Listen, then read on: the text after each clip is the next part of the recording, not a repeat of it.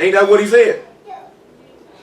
That's what he said. So if you learned of him, if you taken upon his yoke and he sealed that instruction, then pride has been removed from man. Ain't no more lifting yourself up. Because he said, who that exalteth himself shall be abased, and he that humbleth himself shall be exalted. So the man is seeking to exalt you, but in order for me to lift you up, the pride has to be removed from man. The master was humbled by the things that he suffered. Therefore the father lifted him up on the stake. Then they put him in the grave, and the father lifted him up again. Because I spoke once. Twice. Men perceived it not. You know what I'm saying? I did it twice. You niggas still ain't catch me.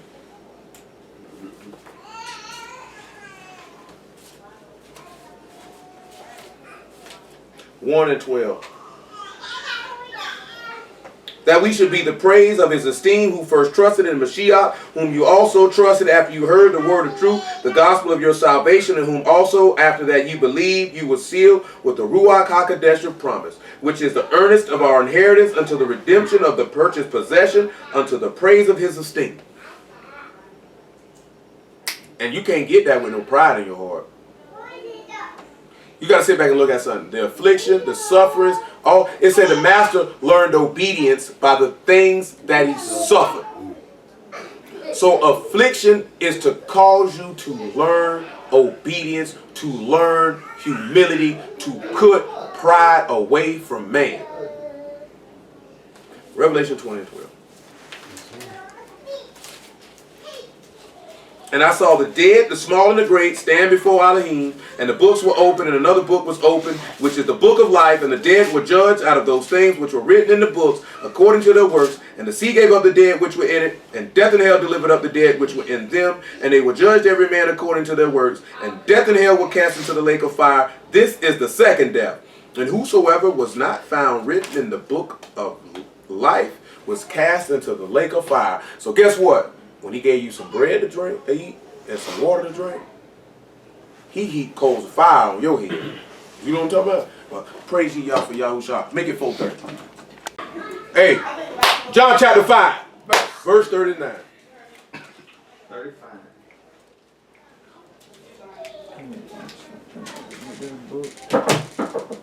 I'm going to need that one. This book missing pages. John 5:39 says this: search the scriptures, for in them you think you have eternal life, and they are they which testify of me, and you will not come to me that you might have life. I receive not honor from men, but I know you, that you have not the love of Elohim in you. 2 Peter chapter 1 verse 19. Now I told y'all, I played it for some of y'all. That dude Gorilla Hebrew just got on us on it. I don't know where he was preaching that, but the man gave a private interpretation. I let this be known for anybody who might see this and go run back and tell him some dude was talking about you. I ain't trying to get no name off this nigga because I really don't care. You know what I'm talking about? I don't want to be on none of them platforms them niggas be on. I'm not going to be posting on Facebook about to get no attention or none of this stuff because I really don't care. What I care about is this man took book and told a bold, unadulterated lie. You know what I'm talking about? And we will address, because I seen it and my Ruach was vexed behind it, then I feel the need to address what he spoke on. I'm just stating who spoke on it so he know that I said it. No subliminals, no nothing. I put your name on that. You know what I'm talking about? Yeah. Gorilla Hebrew said it. You know what I'm talking about? And he dead wrong, and he need to repent on that, or he can burn in hell for telling the bold-faced lie. Plain and simple. Ain't nothing personal now. I don't know the dude not to like him. Seems like an alright cat. I don't know the dude. I said it seemed. I don't know the dude. Yeah, it's true. 2 Peter 1 and 19. Revelation 19 and 10 behind it. We also have a more sure word of prophecy, whereunto you do well that ye take heed. And Acts 17 and 10. As a light unto that shine in a dark place until the day dawn and the day star arise in your heart. Knowing this first, that no prophecy of the scripture is of any private interpretation. Now you got to understand something. When we go look at Luke 14, I'm going to break it down in a minute. No private interpretation. Cause I'm going to tell you something. I'm going to use like what my man in Detroit said, my man Quab, you know. Shout out to my man Quab. That nigga gave a he said. Oh, he said. He heard that one so long. Y'all, I played it for you now. That nigga didn't have no book to back up what he was saying. Straight up. For the prophecy came not in the old time by the will of man, but Kadesh men Elohim spake as they were moved by the Ruach HaKodesh. See, it ain't nothing personal, man. But when you put that dope, that whack dope on the street, that 14 in 1,000, that 28 in 1,000, that water whip, nigga. You got all this bad dope on the block. Niggas is mad. You know what I'm talking about? We got to get you off the block. New Jack City said, you know what that nigga said, man? Do you remember what that nigga said when he had that Jamaican nigga butt naked? Oh. When he had a shotgun, he's like, your services are no longer required in the community. Don't be coming out here putting that water whip. You know the word part is, niggas who ain't never tasted no good dope run and go smoke it up too. Well, that nigga got that fire. Nigga, that nigga bust your hitter. You got to buy 3 new hitters, nigga. 3! 19 and 10. Boy, imagine if you smoke rocks, boy, and your hitter kept busting. You got to keep going in the store buying roses. This is for my girlfriend. You got to buy roses and cho boy. Got to buy Brillo all the time. This nigga steady busting your hip. You know what I'm talking about? This man said, let's put it on turn with y'all YouTube. You steady going to this nigga steady got bags full of seeds and sticks, and everything in here is the color of your hair. Brown. Like, what is this, nigga? I don't want that. What is this you selling me? It's that dirt. Get my money back. You know what I'm saying? To me, them niggas selling that bad work they putting on the street is like buying cheap clothes. Because you got to keep going to buy another outfit and another outfit because it keep tearing up. It can't stand up over washings and testing over time. You know what I'm saying? See, it's easy to throw that stuff out there to a bunch of people who going to agree with what you're talking about. But bring that to somebody. Get 1 John 3 and 1 to 22 after Acts 17 and 11, 10. You know what I'm saying? Got to bring somebody who going to test that. Let's see if it hold up. Because he say precept got to be up on precept, line on line. So if you telling me this is prophesying of someone, then you're going to have to show me why would the master, before we proceed and go forward, let's just like I said, why would the master, why would the Lord, why would the Mashiach, why would the son of the living Elohim sit some people down, right?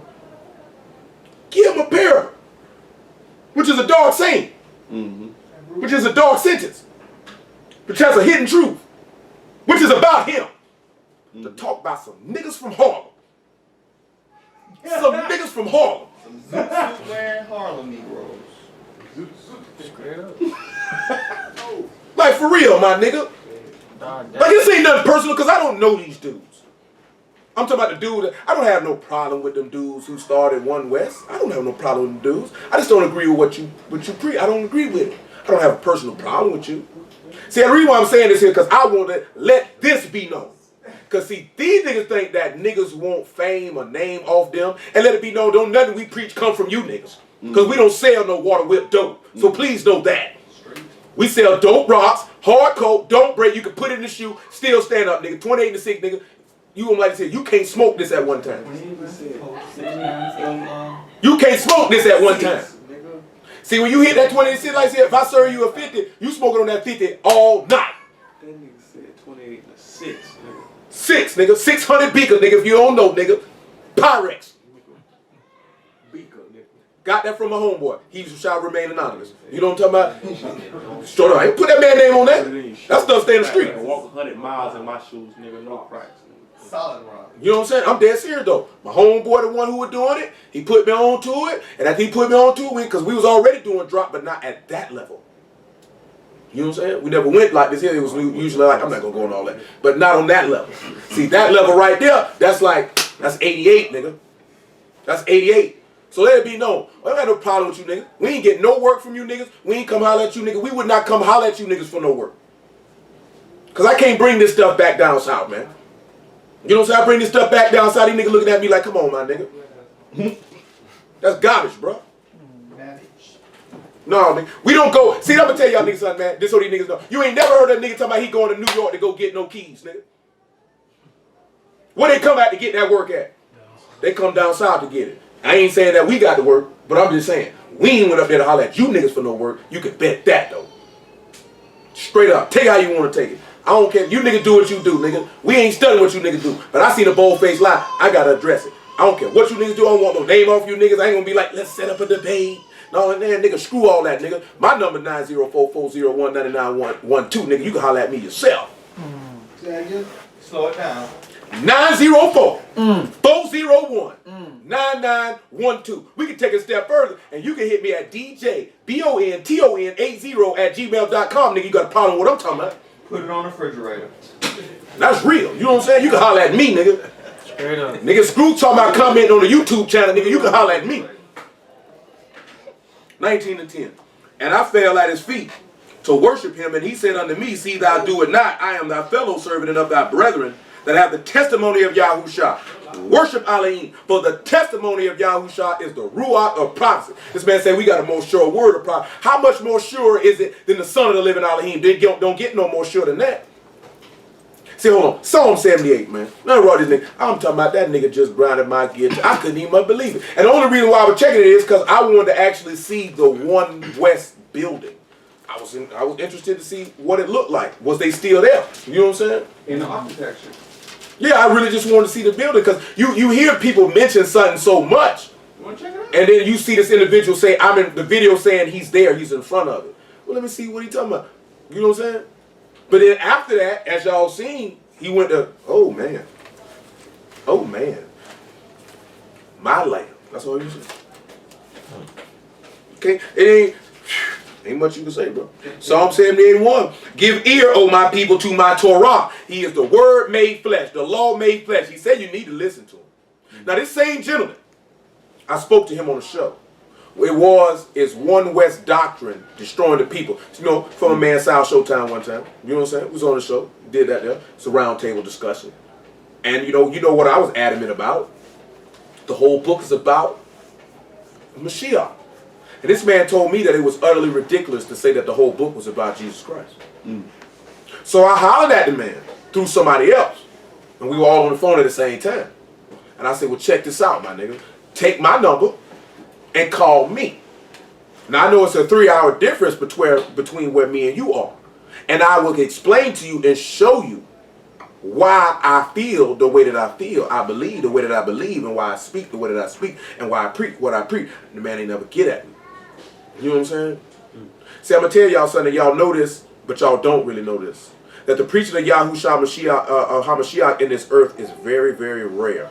And that at the speaking of saying that the whole book is about him causes a lot of strife and anger amongst many men. You know what I'm saying? Like, you don't have to go into no doctrine. You ain't got to go into no script. Just saying alone that the whole book is about him genders anger amongst very many Hebrews.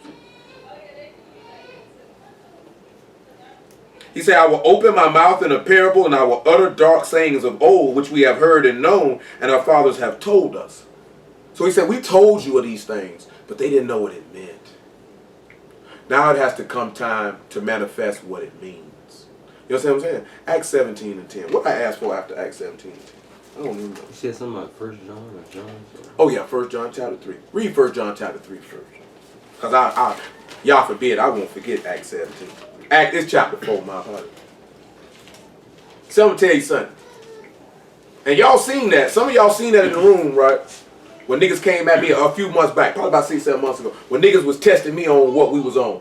Oh, you said this here. Did you see me back away from it? Did you see, oh, don't ask me? And I did it in public too, didn't I? Then I say, oh, you can ask me whatever you want to ask me. Ain't no running and no shining away. You know why? Because I ain't got no problem. You could test mine. You know what I'm saying? A lot of brews don't like for you to test their doctrine now. Don't test me now. You know why they don't want you to test them? Because they might flunk. You know what I'm saying? Beloved, believe not every ruach, but try the ruachs whether they are Elohim, because many false prophets are gone out into the world. Nigga can take it how they want to take it. I ain't called nobody nothing. But if you're saying something and it don't line up with the book, then you classify as a false prophet. You don't like it, take it up with you. He said test them then. Yeah. That means everybody not, so because you got a Bible in your hand, you give yourself a Hebrew name, and you know you the children of Yasharal, that means you a prophet of Yahuwah, you a servant of Yahuwah, so I'm that simple. So now you telling me the very same thing you tell them people not to do in the Christian church, you telling me to do it with you.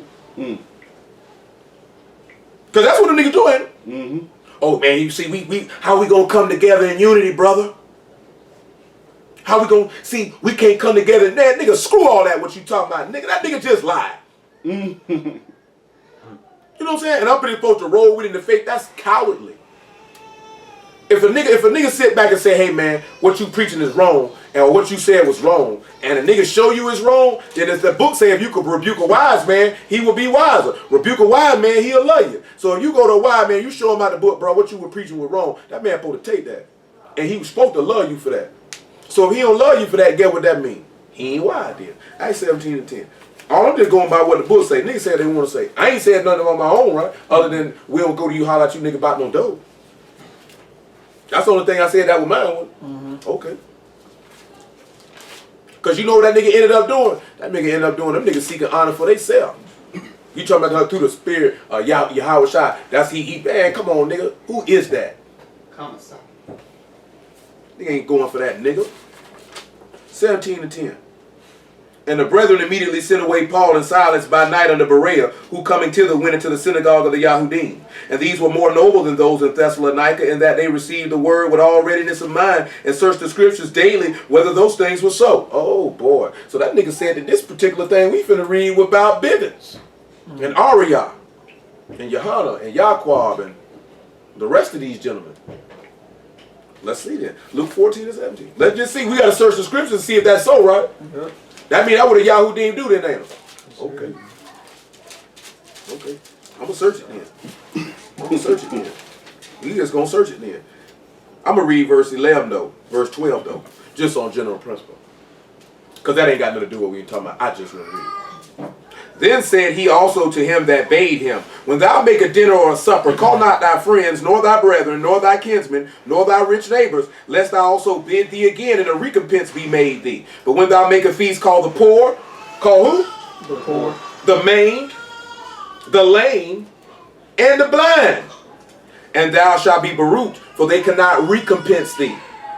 For thou shalt be recompensed at the resurrection of the just. Now I'm just going to do something just to do it. What y'all think that mean when he telling you that? Obviously you know what it mean on the natural. They can't repay you, but y'all will repay you. So let's look at something, right? Did Yahusha call the man? Didn't he get a lame man, told him do what? Take up your bed and go to the And walk, right? He get the blind man too. You know the main thing that you know they sat back and he said to them people when he sat down and ate with them, they say this man eats with who? Sinners. Say why he do that? I've not come for those that are in the light, but those that are in the dark. He say, man, I didn't come for them that need. They say 99 just men don't need no repentance. I didn't come to call the just to repentance, but sinners. So he's telling you something, right? Do you not realize he got his recompense at the resurrection of the just because he gave to those who could not pay him back? We just talked about how this man gave you bread to eat and water to drink. You could not pay that man back for that. That's why he say, if by grace or by favor ye are saved, it's a free gift. It's not of yourself. You could not pay that man back for what he did. This is why the man tell you it's more blessed to give than to receive. This man gave his life. Let's go over the book of Acts and see that. Let's look what he tell you. Let me find that in the book of Acts. So Mike, get out of there.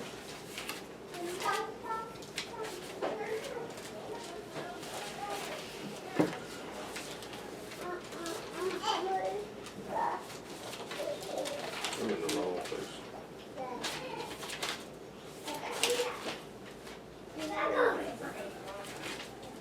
Here we go. That's not it. I can't remember the verse. I just know in my book his words are in red. But it is not here.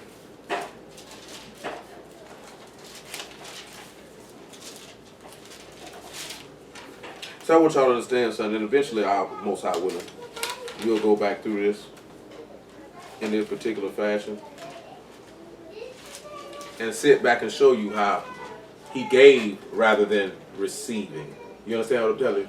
See, a lot of people always want to take, don't want to give nothing. You know what I'm saying? And sometimes it's you're going to get much more of a greater blessing from giving and receiving. See, Yahushua got a greater blessing because he gave his life. You know what I'm saying? This man gave his life. All right, chapter 20. Make it verse 30. Tell me what 30. Let's see what 30 says.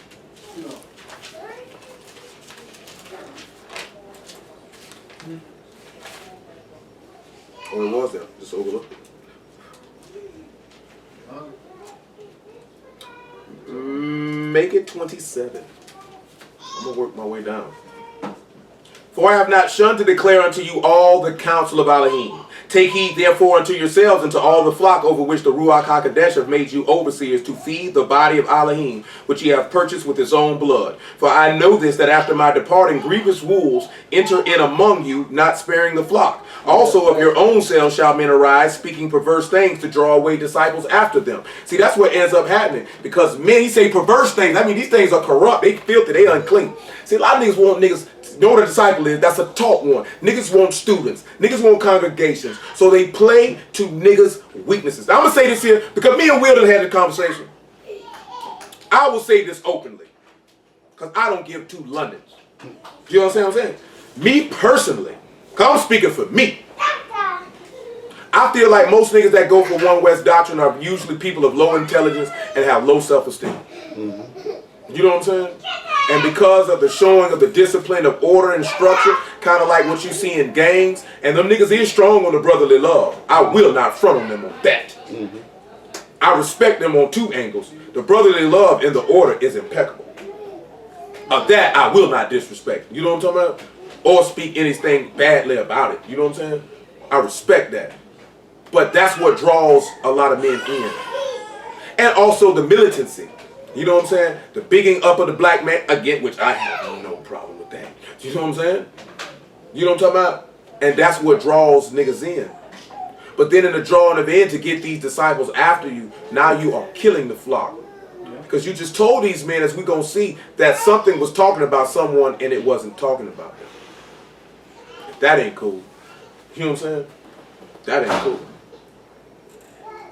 He said, therefore watch and remember that by the space of 3 years I cease not to warn you every one night and day with tears. And now, brethren, I commend you to Elohim in the word of his favor, which is able to build you up. See, y'all don't understand something. The word is able to build you up. See, the book say, unless Yahuwah build the city, the laborers labor in vain. You understand what I'm telling you? That's Psalms 127, one of you don't know. You know what I'm talking about? Even the book say a wise woman do what? Build up her house. So the favor of Mashiach is able to build you up. And what are you being built to? To be a temple of the living Elohim.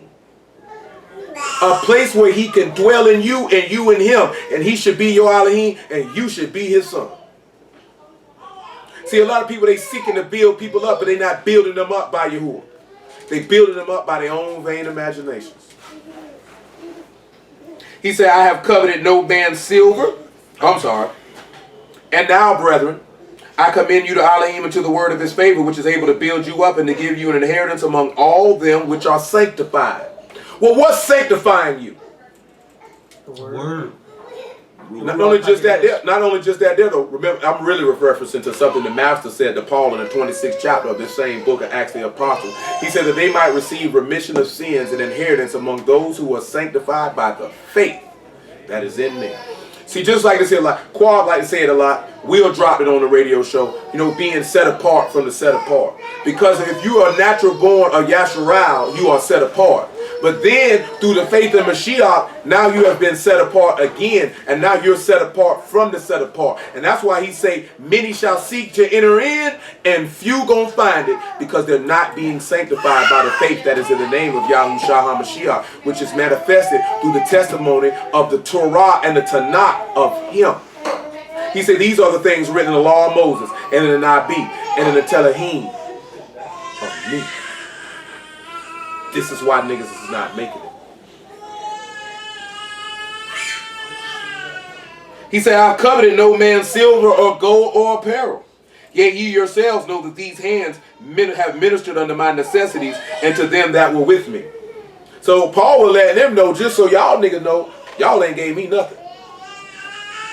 I worked and got all mine, so the only thing I gave you was the word, so you couldn't say nothing to me. He said, I've showed you all things, how thou so laboring you ought to support the weak, and to remember the words of the Master Yahushua. How he said it's more Baruch to give than to receive. See, the reason why he said this here, right? In Luke 12, he said, you know, a man's life doesn't consist of the things that he possesses. Look at that, Luke 12 and 15. And then 1 Thessalonians chapter 5. See, I'm mentioning this here because it's also going into what we were talking about is what he talked about by giving the bread to the hungry on atonement and covering the naked. You know what I'm saying? That if we set the example, remember Paul wrote to the Romans that the strong ought to support the weak. Because this is what the master did. Which eventually we have to go through that and decipher that epistle letter and then manifest that through the law and the prophets of them doing that. Because Moses supported the weak. Adam supported the weak. He did that. Noah did it. Do you know what I'm saying?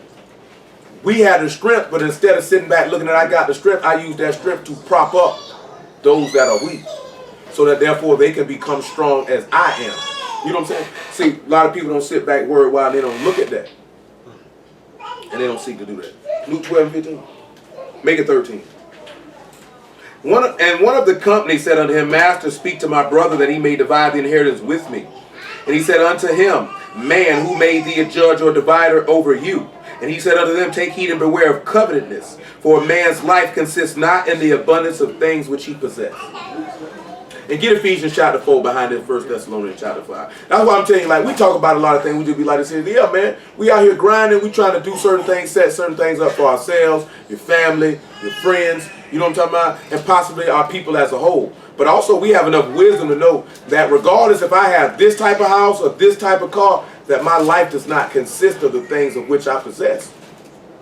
See, unfortunately, a lot of people judge their life based on the things that they possess. And that's what they use to determine whether if they've been successful or not, based on the things that they have. And that's not a determinant. Everybody's definition of success might be different. For some men, definition of success may be, my wife and children are taken care of.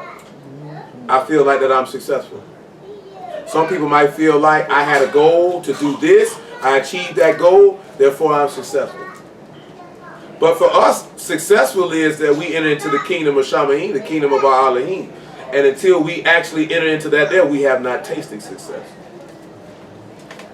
But there's things on the natural level. I say success is relative. And you can't let other people give their definition of success and place it upon you. You know what I'm saying? Because your definition of success might be different.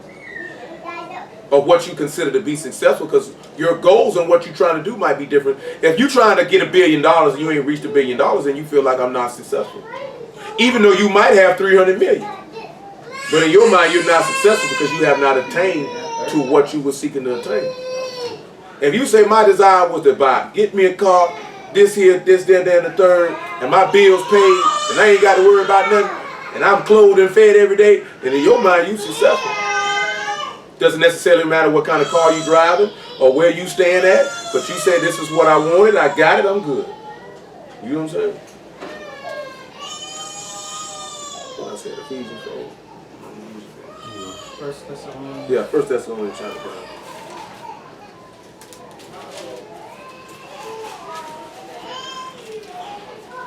No, not chapter 5, not 1 Thessalonians chapter 5. It's 2 Thessalonians chapter 2. Or chapter 3. 3 and 6. 2 Thessalonians 3 and 6. It said, Now we command you, brethren, in the name of our Master Yahushua HaMashiach, that you withdraw yourselves from every brother that walk disorderly, and not after the tradition which he received of us. Now he's sitting here telling you, now you can see that in the law, man. You say if they walking disorderly or not according to the word, that you withdraw yourself from them. And see, some people sit back and look at, oh man, how could you do people like that? That's cultish, that's Jehovah's Witness stuff. That's what the book say. You know what? You know what? In the instance that I'm thinking of in the book with that, it's in the book of Judges. He told them to withdraw themselves from Benjamin. Benjamin was walking disorderly because of homosexual behavior, and not because just of the homosexual behavior, because they knew the men that sought to do that and what they did to that woman, and they wouldn't turn them over. So they were walking disorderly, so they withdrew themselves from them. Even with Miriam being put out with the leprosy, she was being disorderly, so she had to be withdrawn from them. The people withdrew themselves. Remember what he said now. He said, if any withdraw yourselves from every brother. So that's someone who's supposed to be doing the will of Elohim, but they're walking contrary. They're out of order. He said, you need to remove yourself from them. That's the law, though. Get that evil from among you. That's the law. But on a natural level, people think that if you do somebody like that, that you're turning your back on them, or that's cultish, or this, that, there, and the third, but it's really to cause shame, that you might repent. He said, for ye yourselves know how you ought to follow us, for we behaved not ourselves disorderly among you. Neither did we eat any man's bread for naught, that we wrought with labor and travail night and day, that we might not be chargeable to any of you. Not because we have not power, but to make ourselves an example unto you to follow us. For even when we were with you, this we commanded you, that if any would not work, neither should he eat. For we hear that there are some which walk among you disorderly, working not at all, but are busybodies. Now what do you think? What is a busybody? Somebody got People, and this is why this is why you sit back, you look at the law, you commanded the word. But this is another reason, because if you're doing this here, if you got too much time in your hands, then you worry about stuff that ain't got nothing to do with you. You know what I'm saying? See, that's what I was talking about last night. Like if you preaching the word and you about to watch over people, then you have to be, to a certain extent, know what they got going on. Just with me though, I'm not finna be trying to find out every single solitary detail of your life. You know what I'm saying? Because you know right from wrong. You know what I'm saying? I'm not finna be doing all that. But when you a busybody, like you all up in nigga business, you able to tell everybody, you know what everybody got going on. You can tell everybody like, yeah, you know that Tyler got this going on, and Johnny got this going on, and Stanley got this going on. What? Busybody is the law. Huh? Busybody is the law. Is a who? Oh, he's saying busybody. You want to be a busybody in the law. I know that's right. No, I wasn't saying that. Oh, okay, excuse me. I'm asking for an example of a busybody. Or the example of a busybody, somebody being caught up in other men's matters. Like in the book, like people getting caught up in other men's matters. You can look at You say Saul? you could say Saul, but I would more than likely would say Korah, because he was caught up in other men's matters, because what Noah had going on, they had nothing to do with you. You know what I'm talking about?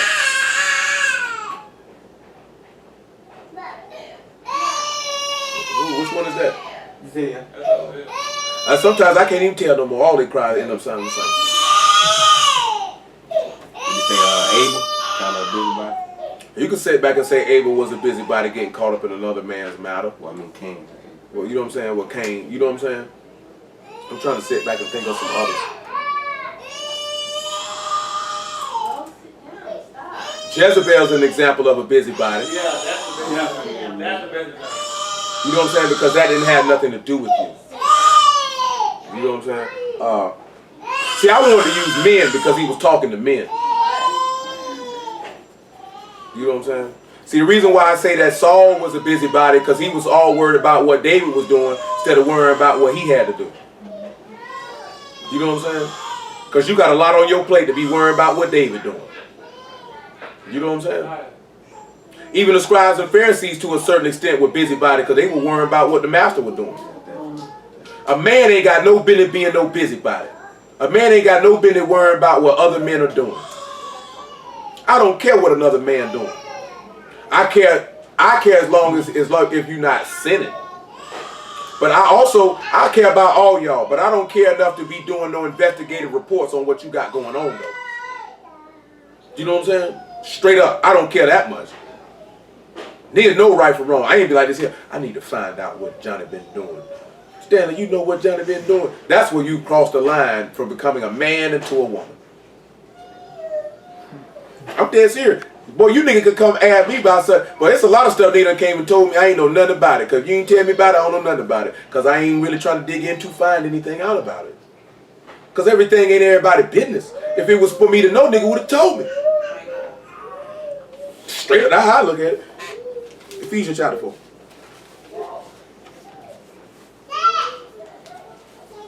Switching. Page in it up. We gotta switch it. That's how it happens, little Mike. Boy, get your dusty behind up out of there, boy. He walked out so suspect, like, yeah. That nigga always walk out looking like a criminal. We're not gonna speak that. I said looking like one. You know that nigga be coming around there looking like a criminal. He be extra guilty. I did not break into that house. What's in that bag, sir?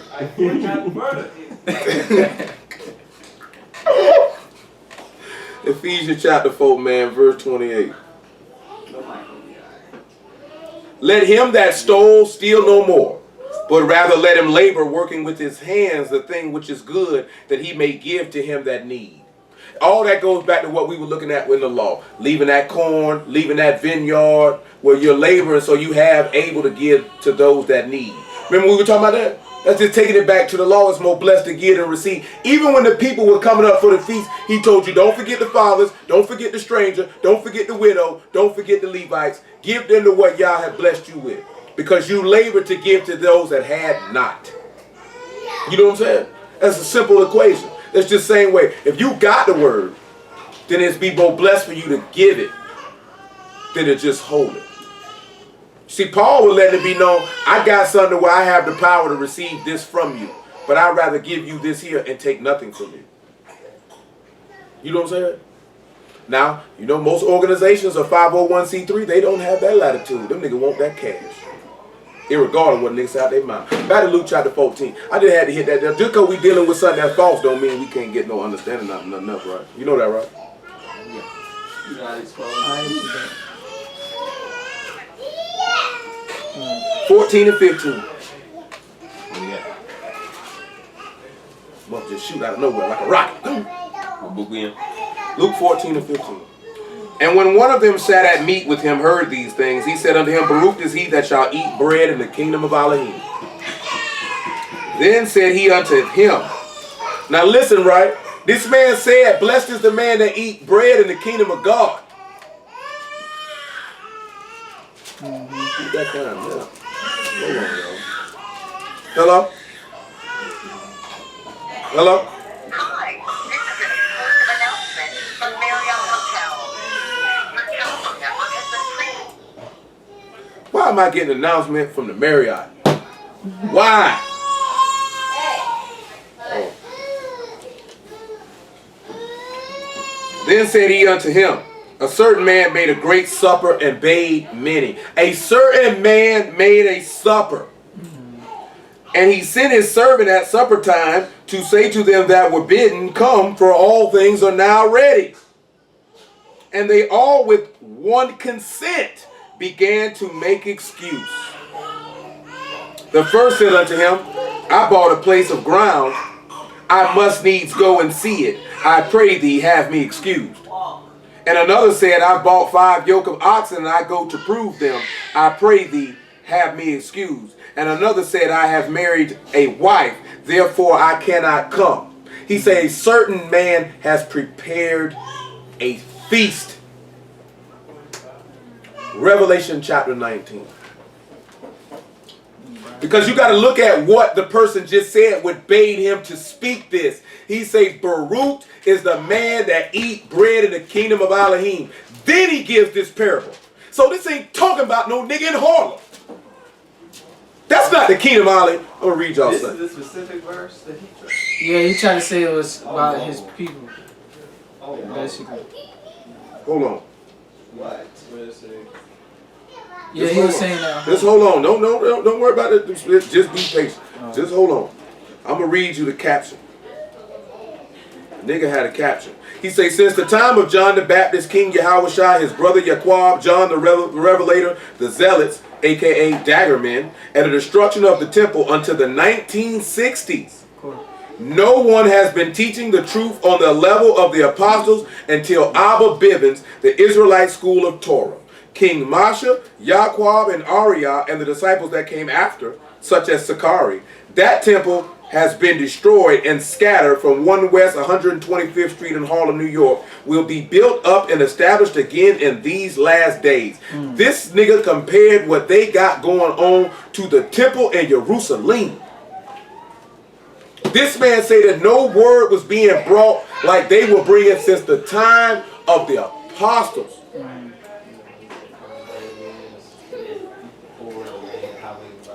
That is despicable and disgusting.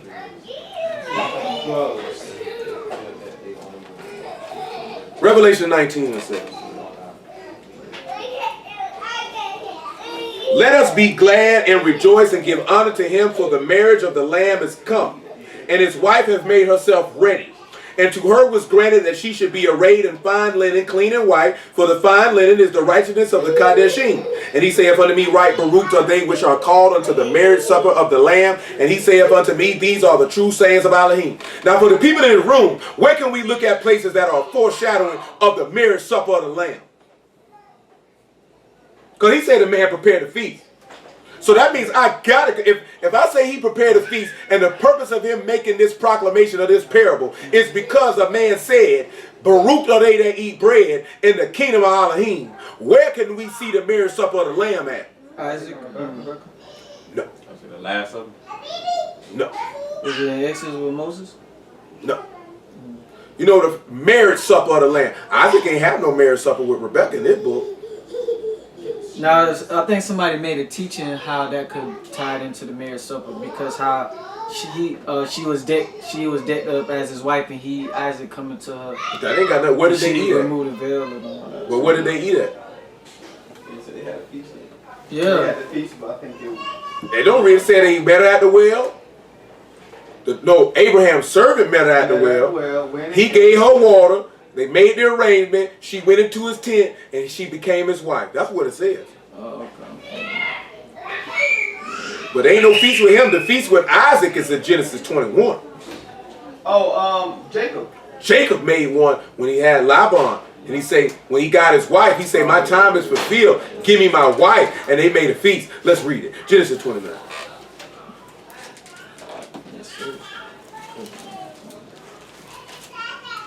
You know another example of the marriage feast of the Lamb? In John chapter 2, when he made the best wine. Because he told you in Joel how he would give you new wine. And the master came through and gave him new wine.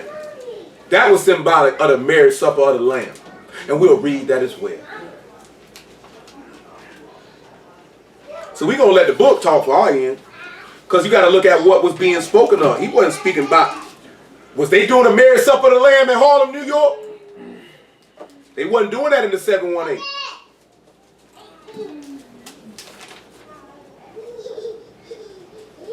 Genesis chapter 29, verse 24.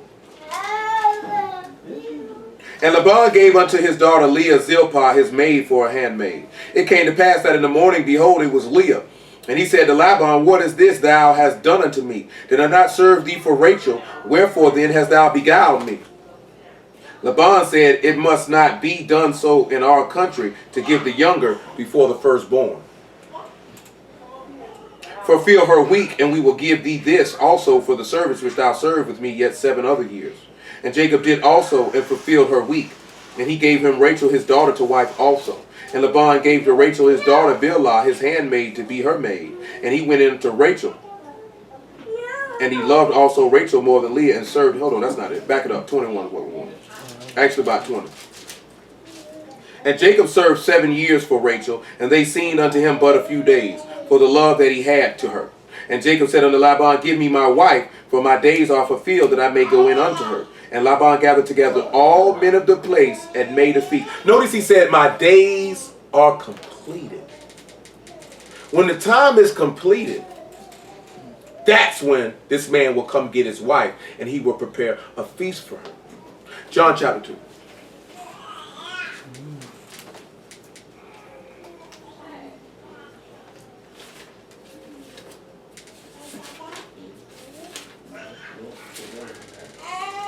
John chapter 2 verse 1. And the third day there was a marriage of Cana of Galilee, and the mother of Yahusha was there. And both Yahusha was calling the disciples to the marriage, and when they wanted wine, the mother of Yahusha said unto them, they have no wine. Yahusha said unto her, woman, what have I to do with thee? My hour is not yet come. His mother saith unto the servants, whatsoever he saith unto you, do it. And there was set there 6 water pots of stone, after the manner of the purifying of the Yahudim, containing 2 or 3 firskins apiece. Yahusha said unto them, fill the water pots with water, and they filled them to the brim. And he saith unto them, draw out now, and bear unto the governor of the feast, and they bare it. When the ruler of the feast tasted the water that was made wine, and knew not whence it was, it says, but the servants which drew the water knew. The governor of the feast called the bridegroom, and saith unto him, every man at the beginning doth set forth good wine. And when men have well drunk, then that which is worse, but thou hast kept the good wine until now.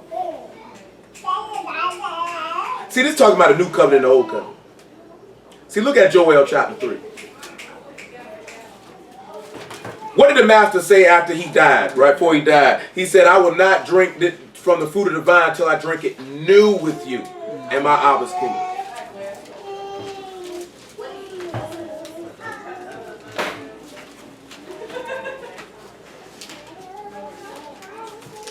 Joel 3, probably about 17.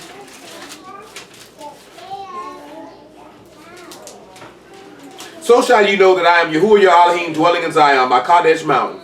Then shall Jerusalem be Kadesh, and there shall no strangers pass through her anymore. It shall come to pass in that day that the mountain shall drop new wine, and the hills shall flow with milk, and the rivers of Yehuda shall flow with waters, and a fountain shall come forth out of the house of Yahuwah, and shall water the valley of Shittim. Put it up. When we sit back and you look at it, this is the marriage supper of the Lamb he's talking about here. So what is new wine representative of, in y'all opinion? The new heart, he said he'll put in us in Ezekiel. That's not a bad answer. Let's look at Revelation 21. 21 and probably about 1. Let me see what that Get is. outside. Come on, baby. Give me a second. Revelation 21.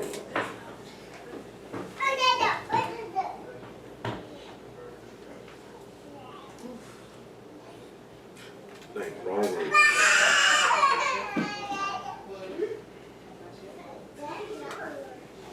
We got new wine here, right? It's assess. And what it actually means is sweet wine. Wine. Pressed out juice.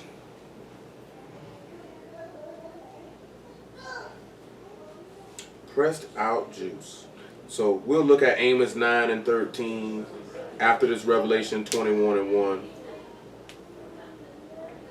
And then we just go from there. And Songs of Solomon 8. Why not? Why not? Because we got to establish this the kingdom. That's why we're doing this here. Because he's basically bidding people to come to the kingdom. But people have numerous reasons why they can't get their souls saved. Revelation 21 and 1. And I saw a new Shamahim and a new Arats. For the first Shamahim and the first Arats were passed away, and there was no more sea. And I, Yakanan, saw the Kadesh city, New Jerusalem, coming down from Elohim, out of Shamahim, prepared as a bride adorned for her husband. Also another place for the marriage supper of the Lamb is Hosea chapter 2. And I heard a great voice out of Shamahim, saying, Behold, the tabernacle of Elohim is with men, and he will dwell with them, and they shall be his people, and Elohim himself shall be with them, and be their Elohim, and Elohim shall wipe away all tears from their eyes, and there shall be no more death, neither sorrow, nor crying, neither shall there be any more pain, for the former things are passed away. And he that sat upon the throne said, Behold, I make all things new. Sweet wine. And he said unto me, Write, for these words are true and faithful. Amos 9 and 10. Sweet wine. You want you some sweet wine. So you know, like I said, you know, the deconstruct what he was talking about is very quick. But we want to be able to network a few other things. If you understand what I'm saying. You got to get you some sweet wine. You know what I'm saying? You want you some sweet wine.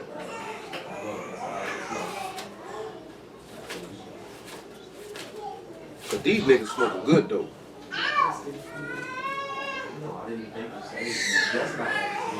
I was looking at Isaiah 25:6, and it says, And in this mountain shall Yahuwah host make unto all people a feast of fat things, a feast of wines. Yeah, that's talking about the mirror, because that's when he's talking about wiping death from everybody. 9 and 10. All the sinners of my people shall die by the sword. We'll say this evil shall not overtake and prevent her. You know niggas say that talking about FEMA camps, man. You know that nigga take that verse and use that to say that talking about FEMA camps, man. I done went over this with y'all before. They ain't talking about no FEMA camps, nigga. Hamashiach is the sword. If you say this sin is not going to overtake you, if you say, oh, nobody can't stop sinning, just know that that sword is going to overtake you and kill you, nigga. In that day will I raise up the tabernacle of Daud that is fallen, and close up the breaches thereof, and I will raise up his ruins, and I will build it as in the days of old, that they may possess the remnant of Edom, and of all the heathen which are called by my name, saith Yahuwah that do this. Behold, the days come, saith Yahuwah, that the plowman shall overtake the reaper, and the treader of grapes him that sow seed, and the mountain shall drop sweet wine. Understand, mountains is symbolic of what? Government, rule, and authority. So if the master is dropping sweet wine that's pressed out, what is he dropping? If he said, this is my blood of the new covenant which is shed for the many for the remission of sins, is that not what he said? And he said he's going to, from the mountains, new wine will drop. It keeps talking. He said, I won't drink this wine with you till I drink it new with you in my Abba's kingdom. What would he be talking about? They're not drinking any new wine. He said you can't put old wine in old bottles. New wine got to go in new bottles, right? So what? A new vessel that's on. He said it's talking about him pouring a ruach on you, man. The rest, this is the new wine. This is the sweet wine. Because see, in Ecclesiastes, it say truly the light is sweet. Well, what is the light? The law is light. Hamashiach is what? The law made flesh. Eat, this is my body. Drink, this is my blood.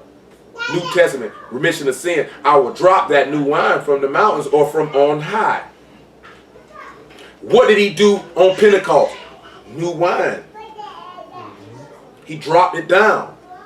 You know what I'm saying? And this is all these things you could go through all through this here, and this is what niggas be missing. Because nobody wants to, most Hebrews don't want to go along the track of the whole book is about him because they believe that that's Christian theology. Grievous error on their part. Grievous. This is what he says. I will bring again the captivity of my people, of Yasharal. They shall build the waste cities and inhabit them. They shall plant vineyards and drink the wine thereof. They shall also make gardens and eat the fruit of them. And I will plant them upon their land, and they shall be no more pulled up out of their land, which I have given them, saith Yahuwah the Elohim. So when new wine is coming, that is the kingdom.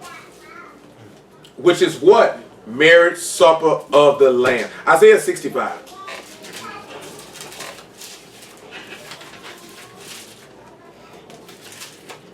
Why would this man go and give a parable about somebody? That's not the marriage supper of the Lamb, bro.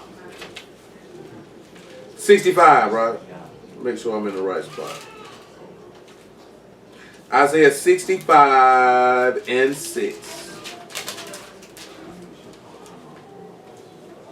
Behold, it is written before me, I will not keep silence, but recompense, even recompense into their own bosom. Your iniquities and iniquities of your fathers together, saith Yahuwah, which have burnt incense upon the mountains and blasphemed me upon the hills. Therefore will I measure their former work into their bosom. Thus saith Yahuwah, as new wine is found in the cluster, and one saith, destroy it not, for a blessing is in it. So will I do for my servants' sake, that I might not destroy them all. What do you think he say don't destroy that cluster because a blessing is in that? What do you think that means? Revelation 14. He say don't destroy this here. So this way before Revelation. He say as new wine is found in a cluster, and one says destroy it not. Let's look at a cluster of grapes or flour, a metaphor of a lover, eshkol, a bunch of grapes or other fruit, a cluster. You think it could be his apostles? Hold on, then he say one destroy it not. Say don't destroy that. A blessing is in it. Prosperity or a source of blessing or a gift or a present or a treaty of shalom. So think about what he could mean here. Cluster of grapes. The master told you he is the vine. So therefore, and he brings fruit unto himself, right? That's what the law says in Genesis chapter 1, right? So wouldn't he be a cluster of grapes? What did Pilate's wife say unto him? What did Pilate's wife tell Pilate? She said, I've suffered many things in a dream because of this just man. Leave him alone. Say, just like you say new wine, like a cluster of grapes, destroy it not, there's a blessing in it. It was some people that stood up and said, don't touch that man. That's a just man. There's a blessing inside of him. The Ruach is in him. Elohim is in him. Say, don't touch that, don't destroy it. Because there were some people that say, don't touch the man. Not everybody, but some people say, don't touch the man. But specifically, Pilate's wife say, don't touch that man. Leave him alone. Even Pilate himself say, don't destroy him.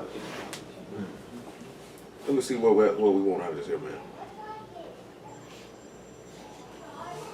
Oh, there we go. Verse 11, right?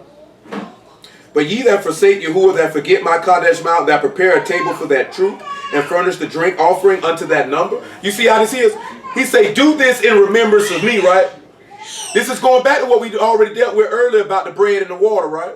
So you see realize how some people drink that water, drink that wine, and eat that bread and forget about the man and straightway go live unworthily. Listen what he tells us will happen. Therefore I will number you to the sword, and you shall bow down to the slaughter. Because when I called, you did not answer. And when I spake, you did not hear, but did evil before my eyes, and did choose that wherein I delighted not. Therefore thus saith Yahuwah Elohim, behold, my servant shall eat, but ye shall be hungry. Behold, my servant shall drink, but ye shall be thirsty. Behold, my servant shall rejoice, but ye shall be ashamed. Behold, my servant shall sing for joy of heart, but ye shall cry for sorrow of heart, and shall howl for vexation of ruach. And you shall leave your name for a curse unto my chosen, for Yahuwah Elohim shall slay thee, and call his servants by another name. You know that tie in what we were looking at in Luke 14, how these people made excuses not to come to this feast. Because he said, when I spake, you didn't hear. Was that not the servant going out trying to get these people to come, and they had an excuse why they couldn't come? Well, let's look at Isaiah 66 and let's see why they wouldn't come. Because 65, he didn't tell you why they wouldn't come. He just said when he spake, they didn't. Oh, yeah, he did. I'm sorry. He said they chose to do that which he delighted not in. Well, let's look at Galatians chapter 5 and verse 19 and let's see what the man didn't delight in, why they had an excuse. Because he said, oh, I just got married. Oh, I got some oxen I got to prove. You know what I go back to? The parable of the sower. He said that's the seed that fell amongst the thorns. That heard the word, but the cares and affairs of this life and the deceitfulness of riches choke off the word. He can't bring forth no fruit to perfection. This ain't got nothing to do with no niggas in the hall. What I just said? Galatians 5:19. Galatians 5:19. I don't know. I mean, it's just the book talk, man. I don't know. It could be wrong, bro. I'm not positive. Now, the works of the flesh are these. The works of the flesh are manifest, my apologies, which are these: adultery, fornication, uncleanliness, lasciviousness, idolatry, witchcraft, hatred, variance, emulations, wrath, strife, sedations, heresies, envyings, murders, drunkenness, revilings, and such like. Of which I tell you before, as I've told you of time past, that they which do such things shall not inherit the kingdom of Elohim. Which is, you see why them niggas didn't come. How could they inherit the kingdom when they were caught up in these things? Luke chapter 14. Oh, that's Malia. So we had to establish it. Is that the kingdom? Okay. I didn't want to know if that's the kingdom because the book said it is. So now we're in verse 21.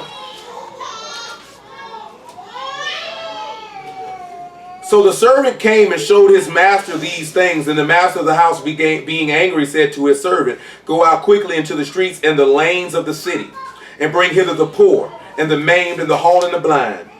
And the servant said, Master, it is done as thou commanded, yet there is room. And the master said unto the servant, go out into the highways and hedges, and compel them to come in, that my house may be filled. For I say unto you, that none of these men which were bidden shall taste of my supper. Now I'm going to tell y'all something. That man opened his mouth, Gorilla Hebrew. That man said, I was talking about our Bivens. Mr. Bivens. I can't remember the nigga first name. Michael Bivens. You know, Biv DeVoe. Now you know. Yo, slick, blow. You know what I'm saying? That's what he said now. And he said the making of the room was to make room for all the offsprings of one West doctrine.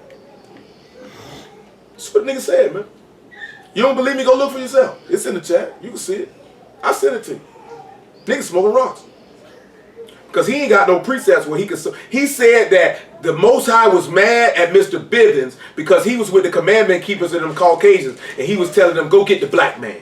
He said he was the first one to say that the black man, the Native American, and the Latino was Israelites. And he said it wasn't just the Old Testament. It was the New Testament too. Where your book at for that, nigga? Where your 2 or 3 precepts for that, nigga? Where is it at? Let's see what that's talking about. Let's look at something, right? Let's look at lanes of the city, right? Because your man say, what your man say them highways is, man? Highways and hedges, baby. What he said? Highways and hedges, baby. He says Facebook is the hedges, baby. I gotta get in. He say, we gotta make moves, big baby. Gotta hit them hedges, baby. I'm posting, baby. All that nigga want to do is with a nigga why. We posting, baby. We in here. You know what I'm saying? We doing the work. Let's look at the lanes, though. The lanes. The lanes. The lanes. The lanes literally means Rumah, and it's literal lane. A tract of way in a town shut in by buildings on both sides. A swing, a rush, a force, a trail, a body in motion, a street, or a lane. So he literally was telling them to actually go in the street. Well, you want to see what this means, why he say to go in the lanes or go in the street? Proverbs chapter 1.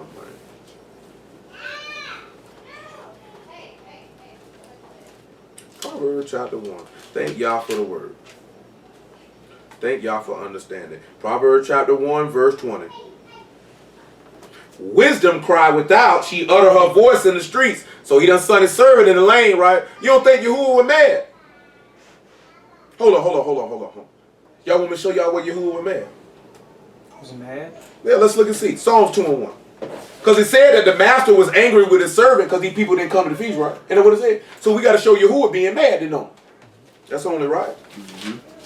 It's only right. Psalm 2:1 though.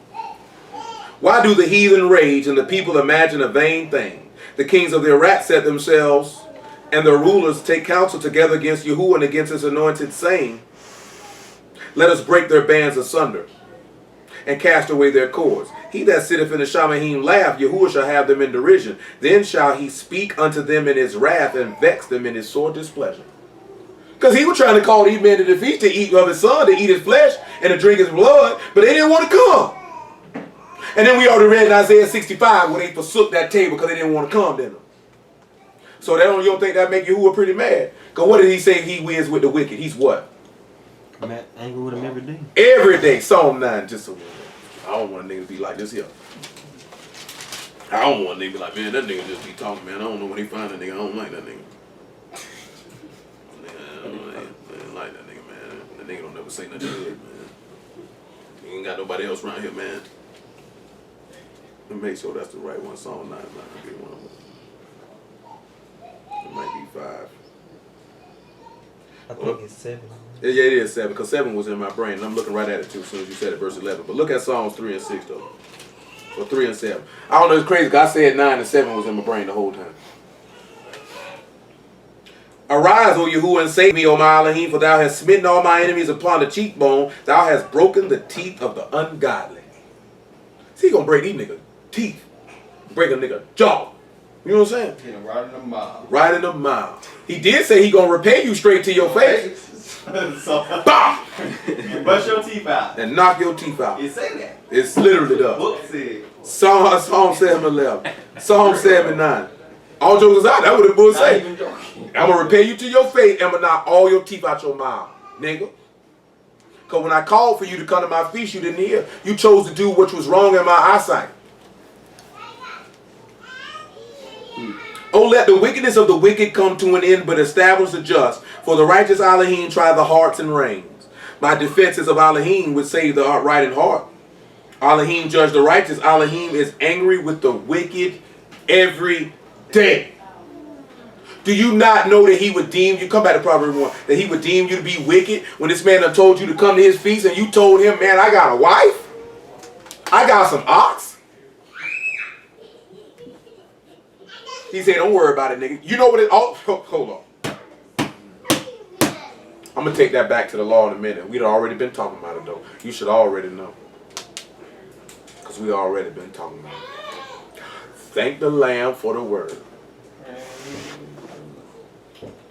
Proverbs 1 and 20. Wisdom cried without. She uttered her voice in the streets. She cried in the chief place of the concourse, in the openings of the gates in the city. She uttered her words, saying, how long, ye simple ones, will you love simplicity, and you scorners delight in their scorning, and fools hate knowledge? Turn you at my reproof, behold, and I will pour out my ruach unto you, and I will make my words known unto you. But you have sat at naught all my counsel, and would have none of my reproof. They wouldn't come. Back to Luke 14, they wouldn't come.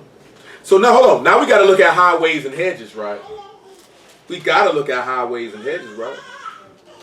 I'm going to deal with hedges first. What you say your man say that is? Instagram and Facebook. That nigga's an insta dummy. Insta-fool.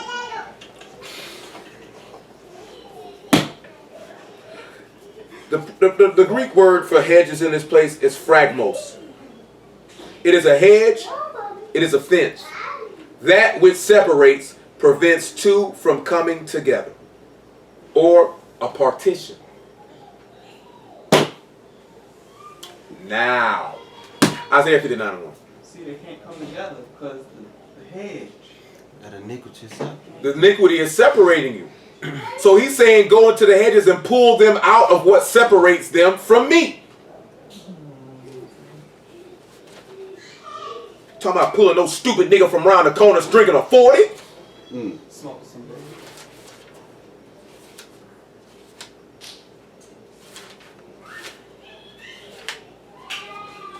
So yeah, man, just tell all the shorties get high for the king. So confident with that. Behold, Yahuwah's hand is not short that it cannot save, neither is ear heavy that it cannot hear. But your iniquities. So we know when we see hedge separation, we already know what pictograph character is that? Shot. So we know, and that's literally a fence.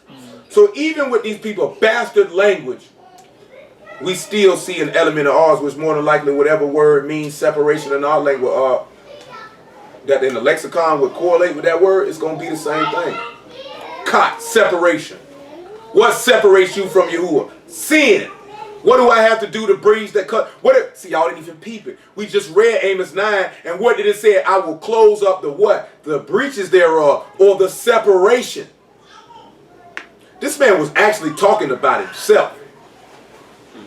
He was giving a parable about himself. Did he not go out in the streets and say what? Repent, the kingdom of Shamahim is at hand. And niggas had excuses. That man said in Luke chapter 9, he said, let me go back to my daddy. And he said, man, you looking back, you ain't fit for the kingdom of Elohim. This man was giving a parable about himself and had book to back the parable up. Because everything we see in this man saying, there's book for it. About no nigga in no Harlem, man. How could you sit up with y'all see that nigga was confident saying it too. He was smiling. And I sit back and show you like, boy. Pride. Not even that. They're like, boy, y'all got your brains scrambled. Some of y'all done got some of them eggs, boy. Some of y'all just grab a fork. Some of y'all get the egg beater. If you're making a lot of eggs, you might get your nice bowl and put all them eggs in there and you just whip it. Because some people like their eggs whipped a certain way. They like, you know what I'm saying? Depending on how hard you whip them in the bowl, that's how they going to scramble up. You know what I'm talking about? You whipping. You whipping. You know what I'm saying? And that's what Yahuwah did to that man's brain. He whipped it. It's running. It's running. You know what I'm saying? That nigga got running in. When I bust this yolk open, man, it's dripping out, man. Fry mine hard, nigga. Nigga, this is whack. Nigga, you're not done. Whew. That's ugly, man. Behold, Yahuwah's hand is not short in that it cannot save, neither is ear heavy that it cannot hear. But your iniquities have separated between you and your Elohim, and your sins have hid his face from you that you will not hear. So what? Elohim so loved the world that he gave his only begotten son to close up that breach. Get 2 Corinthians chapter 5 and verse 18, and I think Romans chapter 3 by verse 20. As I pull something up here.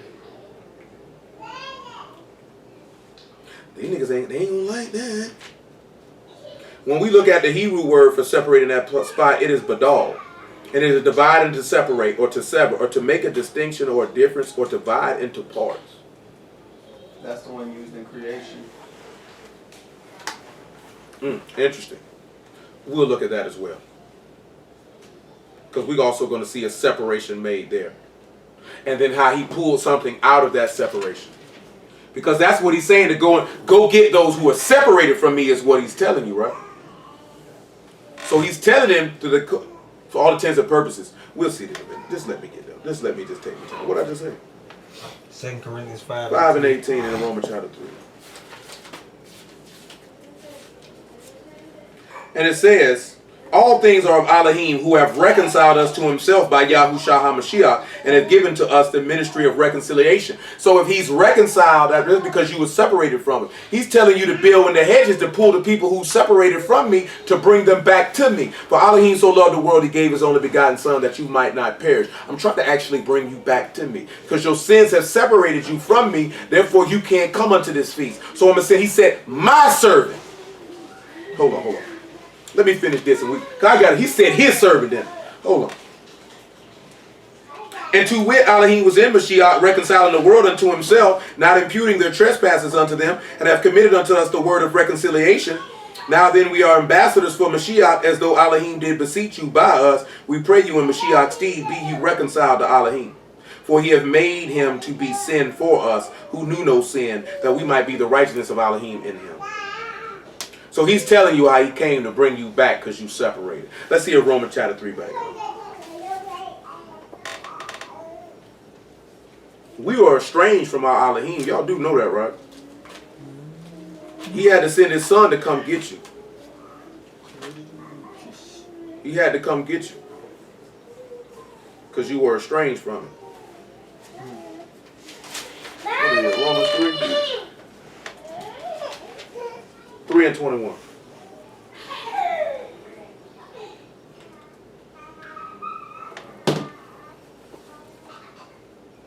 But now the righteousness of Elohim without the Torah is manifested, being witnessed by the Torah and the prophets, even the righteousness of Elohim, which is by faith of Yahushua HaMashiach, unto all, upon all them that believe there is no difference. For all have sinned and come short of the esteem of Elohim, being justified freely by his favor through the redemption that is in Yahushua HaMashiach, who Elohim have sent forth to be the propitiation through faith in his blood, to declare his righteousness for the remissions of sins that are past through the forbearance of Elohim. Because you cannot enter into the kingdom of Elohim with sin upon you. Therefore, somebody has to come up and cause to pull you out of that separation, that you can be one with him again. Let's go back to Luke 14. This ain't even difficult to tear this apart. But I want to establish this servant, who his servant was. It says, a certain man made a great supper and bade many, and sent his servant at supper time. His servant. His servant. Who's the great man? Yahuwah. Who's the servant? Yahusha. That's Yahusha.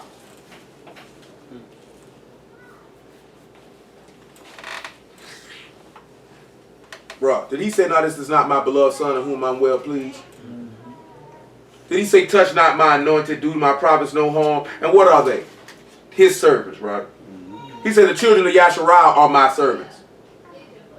So the children of Yasharah are those who are born of Yasharah, which is born of Yahusha. Yahusha is Yasharah, therefore we are his servants, and he's bidding us to the supper. This is the same token. Come on, man. You can sit back and see the same thing. Moses went to Pharaoh and said, what? Let us go make a feast to our Elohim. Was he not Moses coming back, bidding the people to come to a feast? And them niggas ain't want to come. And them niggas did not want to come. Do you not realize when he said, oh, man, oh, Mama Barker. One hit wonder. So the servant is Yahusha. Because he said, I'll raise up a prophet like unto Moses, and him you will hear. See, hold on now. Let's go look at it. Deuteronomy 18 and 18. Numbers chapter 12. Because I don't want nobody to be like that nigga dropping himself. No, nigga. Your mammy dropping. Your mama dropped he-steps and her draws, nigga. Whoa. Hello. Did I hear that correctly? You heard it. Okay. I stand by What's that. And her draws. And her draws. What's up, man? Nah, man. I ain't taking nothing off. I'm gonna hit you up. Not Bible study. I ain't taking. You got a little feast. I ain't got no edit I'm gonna function. hit you up. I said it, I meant it. If your mama don't drop no he-steps or no draw, then they ain't talking about your mama then. I'll let you know somebody's mama dropping draws is to wash them. Or to a husband. Okay, come. We'll leave it there. Shoot, some of these niggas mama dropping draw to every nigga that whisper by. Nigga say, I whisper at you. Draws off. What happened? I was here to fix the refrigerator. That nigga say, I wasn't even here to fix the refrigerator. I was just walking up the street to get a cola. I just asked you what time it was and draws was on the concrete. I'm like, what happened? Hey, that might be these new age mamas. Who knows? Because them older mamas. That explains college a lot. Just go on by that. I will raise them up a prophet from among their brethren like unto thee. And I will put my words in his mouth, and he shall speak unto them all that I shall command him. And it shall come to pass that whomsoever will not hearken unto my words, which he shall speak in my name, I will require it of him. What did I say? Numbers chapter 12. Thank Yah for the word, for the word, for the word, for the word. Numbers chapter 12.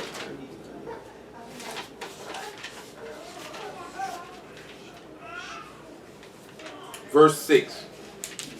And he said, hear now my words, if there be a prophet among you, I Yahuwah will make myself known unto him in a vision, I will speak unto him in a dream. My servant Moses is not so, who is faithful in all my house. With him will I speak mouth to mouth, even apparently, and not in dark speeches, and the similitude of Yahuwah shall he behold. Wherefore then were you not afraid to speak against my servant Moses? Was not Moses the one who he sent out there to bring these people in? And if Yahushua is a prophet like unto Moses, right? He the same thing. That means him his servant, right? But hold on. Philippians 2 and 5. I ain't done. See, some of them will see that's Joshua son of Nun. You idiotic fool. Yahuwah did not speak to Joshua son of Nun face to face. Nor did the similitude of Yahuwah did he behold. Did he talk to Yahushua son of Nun face to face? Then he ain't a prophet like unto Moses did. That's what the bull said. That's what he said he did for him, right? So niggas smoking rocks, he say anything of it. Oh, it's got to switch books.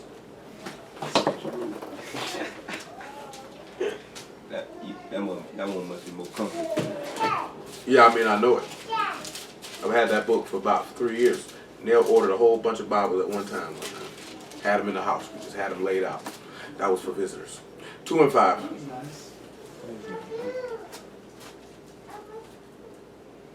Let this mind be in you, which was also in Yahushua HaMashiach, who being in the form of Elohim, thought it not robbery to be equal with Elohim, but made himself of no reputation, and took upon him the form of a servant, and was made in the likeness of men. So, I think we've established that he's a servant. See, John chapter 12 for a smarty art nigga who don't think that Deuteronomy 18 was about the master. He say the Father gave me a commandment what I should say and what I should speak. And I know his commandment is life everlasting, just like Moses. Didn't speak his own words. He didn't speak to Yahushua in parables. And Yahushua said clearly, no man has seen the Father but the Son. I seen it. How's that not Moses? That means that servant is Yahushua and that great man is Yahuwah. That is not Yahuwah and Abba Bibbins, nigga. So we see the hedges is to pull us out of a separation. Go to Judges chapter 5. Let me make sure that if it say that though. I guess we went over this Judges 5 before. I guess we'll do it again. Because your fast almost over. Y'all got an hour or something. Almost over. But guess what? You ain't been fasting. You done ate 3 times in 24 hours. Mm-hmm. This is true.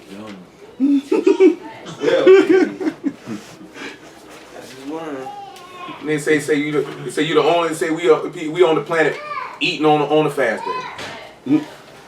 That's what people supposed to be doing, eating on the fast day. Eating that bread alive. You supposed to be eating good. Let me see that right here. Judges 5 and 11. I'm gonna just do 2 things, right? They that are delivered from the noise of the archers in the place of the dwelling drawing water. They shall rehearse the righteous acts of Yahuwah, even the righteous acts toward the inhabitants of the villages of Yasharal. Then shall the people of Yahuwah go down to the gates. Anybody remember the Hebrew word for rehearse? If you don't, it's cool. It was a while ago. They got recount. My book said recount. Same thing. All right, hold on 1 second. Let me get this highway. Hebrew probably might be a little different. Yeah, I'm pretty sure. Okay, now I'm going to read you the Greek word for highway here. The Greek word for highway is hodos, and it's a way, a traveled way, a traveler's journey or a metaphor for a course of conduct, thinking, feeling, or deciding. So he's got to go out and get him in the way. And you know what way they were walking in? The way of their own heart. Get Hebrews 3:1 for me, that confirmation that Yahushua is a servant. It was in my brain and I ain't called for it. Judges chapter 5 though. I'm going to pull you the Hebrew word for rehearse. And it is tanah. And like I said, it's to recount, to rehearse, or to tell again. Or to commemorate, celebrate. So when we look at that, what is the one thing you're told to commemorate and celebrate? Sabbath. The Sabbath and the feast, right? And then in the recounting or the retelling, you remember when we looked at this here, he told them when Passover come, what he told them to do. When your children tell you, by what means do we do this service? This is what you tell them. So we sit back and look at when we drink the wine and we eat the bread, that is the recounting or the retelling of what he did. When we're sitting here with these fasts and how we dealt with it, we're retelling and recounting what he did. When we talked about that stuff on trumpets, it was the recounting and retelling what he did. When tabernacles or sukkot come up and Yah willing we still alive, it will be the recounting and the retelling of what he did. See, you know something? I'm going to tell y'all something. Two things that people take for granted. You know the two things that people take for granted? Two major things too. Right. They life and the hearing of the word. You know what I'm saying? People take those two things for granted. Because you always think you're going to be able to hear a word, and you always think you're going to be alive to see another day. But just like all of us know, it was somebody who got up today and did not know that this was their last day on the planet. I ain't talking about somebody that had a terminal disease. Just in general. It was somebody that got up today and fell out dead from a heart attack. It was somebody who got shot and killed today. It's somebody who just fell out dead and they don't even know why. It's somebody that got in a car accident today. And they dead. Guaranteed, like Shorty Lowe just died, I guarantee you he did not think he was finna fly through that windshield when he got up that day. Jose Fernandez did not. Oh, Arnold Palmer knew he was finna die. That nigga was over. You know what I'm talking about? But Jose Fernandez did not think when he got on that boat that it's over. He thinking I got to pitch Monday night. You know what I'm saying? I've been stressing. Me and my old lady just been going through it. I'm stressed. He did not know that your time is up. And you know what? Unfortunately, what all them men have in common, that they got to stand before this man on the last day with them books open and their name more than likely, with 100% probability, is not in the Lamb's Book of Life. You know what I'm saying? And that's hard right there, man. And the people say, how you going to say that about these people? You know that these people were not servants of the living Elohim because it would have showed. You would have known it. And not just with them screaming and hollering it. You would have known it. We know Shorty Lowe wasn't a servant of the living Elohim. Look where he was coming from when he died. Come on, man. Jose Fernandez break the Shabbat every week. Great pitcher. Phenomenal pitcher, in my opinion. Probably one of the best young ones I've seen in a long time. That man play every Shabbat. Nigga, they play baseball, nigga. They play Saturday afternoons regularly. Friday nights regularly. Come on, man. Arnold Palmer. They play golf every Shabbat. Golf tournaments are on Friday, Saturday, and Sunday. How many feasts of Yahuwah did they keep? And I'm just talking about the small, simple stuff. We're not even talking about actually dealing with the matters of the heart. Just small, simple things that the book tell you, the sons of Elohim and the sons of the devil are manifest. It's manifest through the transgressing or keeping of the law. It's not a great mystery to know who Yah's children are and who aren't. He told you how you be able to tell. Then you don't know if he was of God or not. I don't know. Was he a killer? Yeah. A murderer? Yeah. Well, he's of the devil. Especially when Muhammad Ali died. Oh, nobody wanted to hear Muhammad Ali was going to hell. Nobody. Somebody told me, how can you say Muhammad Ali go to hell? One word. Allah. Ali. I ain't even going to pronounce it right. Moon God. Who God? Moon God, nigga. The God of pedophilia. God. The God of pedophilia. He stamped it. Hey, Sarah Muhammad, whatever his name is. Elijah Don't talk about Prophet Muhammad. He was a great man that liked young twats. What do you Harsh word. The bade. Harsh man. Elijah Muhammad said, a woman that's half your age plus 7. That man say, get you a woman. Nigga say, so that means, that ain't too bad, because I mean that'd be 25. He said, get you a woman half your age plus 7. Saya, You know what I'm saying? put his back. Now that's what Elijah Muhammad say. But yeah, that nigga was knocking down 12-year-olds. I didn't know Elijah Muhammad was not 12 years. The prophet or the nigga? Elijah Muhammad. Oh. Why you think Malcolm was mad with him? Because he was knocking the young girls down. Oh. He said, I have to sow my seed in fertile ground. I didn't know And that. now, I don't know if they were 12, but they were definitely under the age of 18. They were young. So 12 to 14 years old. Say, I want them young, no hairs, man, no sprouts. Oh. He did it to himself.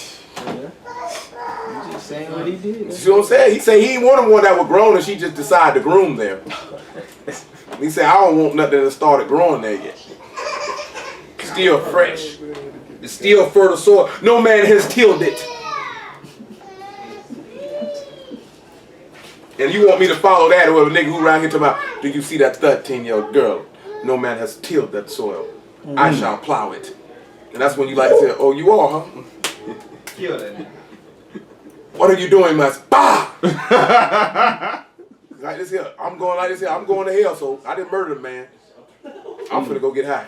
You know what I'm saying? Because that nigga ought to be shot, though. From Saracen.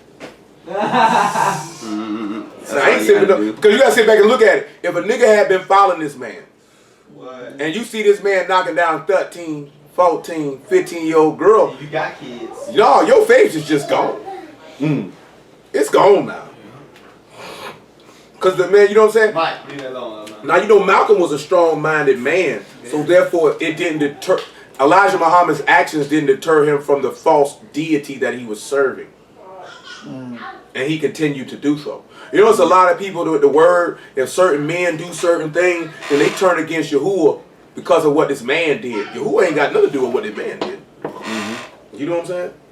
You also have to take into token, there's a lot of times people look for a man to do something to have an excuse to go over here and do this.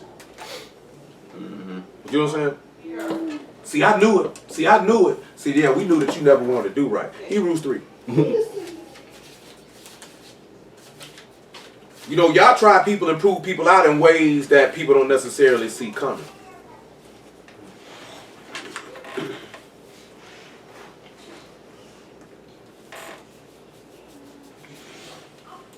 Wherefore, Kadesh brethren, partakers of the calling of Shamahim, consider the apostle and high priest of our profession, Yahushua HaMashiach, who was faithful to him that appointed him. If someone, it did not that great man appoint this servant to get people to... Unbelievable. Unbelievable. As also Moses was faithful in all his house. For this man was counted worthy of more esteem than Moses, inasmuch as he who hath built the house have more honor than the house. For every house is built by some man, but he that built all things is Elohim. As Moses truly was faithful in all his house as a servant, for a testimony of those things which are to be spoken. So that Deuteronomy 18 will line up. So that means Yahushua was a servant. Which means he the servant getting the people to come. Because wasn't he walking through the street telling these people to come repent so you can eat bread in the kingdom of Elohim? Oh man. You know what that means? What you doing? Somebody got false prophet. Wrong. Yeah, somebody going to hell. He just like, somebody a false prophet. Somebody going to hell. Somebody done lied. Somebody done spoke a scripture by private interpretation. I wonder who that was.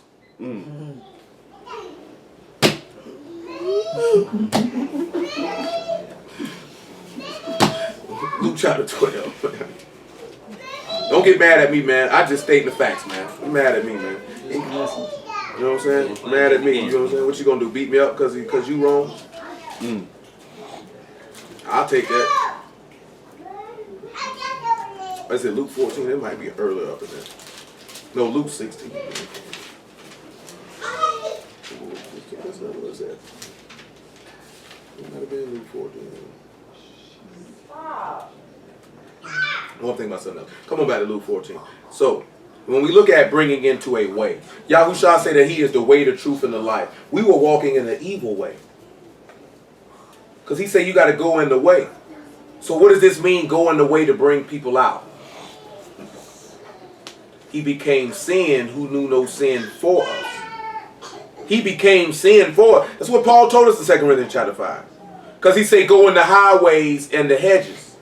So go into sin, the things that separate the people from me, and bring them out of that. And that's what he did, didn't he not? He became sin for us, as it's written, cursed be he that hangeth from a tree. The just died for the unjust. We were separated from him. He closed up the breach or brought down the partition. Ephesians chapter 2. I want to know how many he-steps did we give to prove that? We gave any he-steps, man?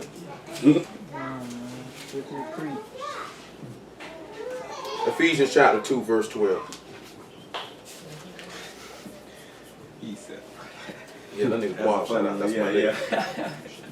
That's my nigga. My nigga said, these niggas out here dropping he-steps. I died laughing the first time that nigga said that to me, man. I said, boy, you's a fool, boy. See, that's what niggas coming with these he-steps. And they said, these my steps, nigga. But at the same token, a he-step is a quote from the word. So my man was on point with that. He said they speak a vision out of their own heart, not out of their own mind. Those are he-steps. At that time, you without Mashiach. See, the people without Mashiach in there, right?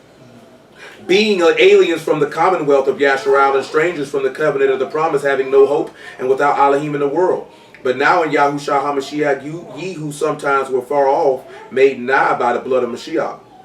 For he is our Shalom, who have made both one and have broken down the middle wall of partition between us, having abolished in the flesh the enmity, even the Torah of commandments contained in the ordinances, for the making himself of twain one new man, so making Shalom, and that he might reconcile both unto Elohim in one body by the stake, having slain the enmity thereby, and came and preached Shalom to you, which were far off, and to them that were nigh. See, I'm going to show you another reason why that man was mad, that great man was mad, because the people didn't come right.